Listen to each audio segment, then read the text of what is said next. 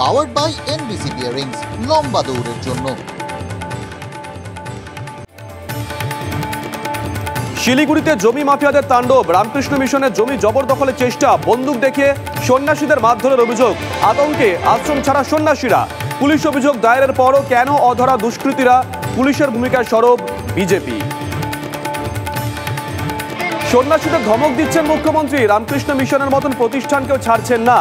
সন্ন্যাসী বিতর্কে ফের all out attack Narendra Modi. বাংলার মানুষ, বাংলার ভাবমূর্তির জন্য তৃণমূল বিপজ্জনক, মুখ্যমন্ত্রীর জন্যই দুষ্কৃতীদের সাহস বাড়ছে, তোপ প্রধানমন্ত্রীর।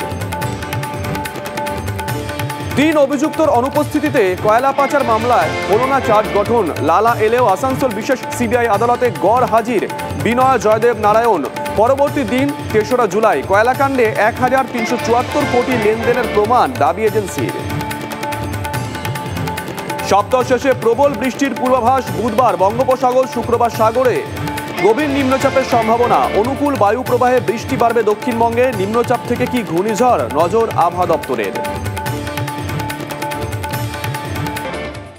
পাওয়ার্ড বাই এনবিসি বিয়ারিংস, লম্বা দৌড়ের জন্য।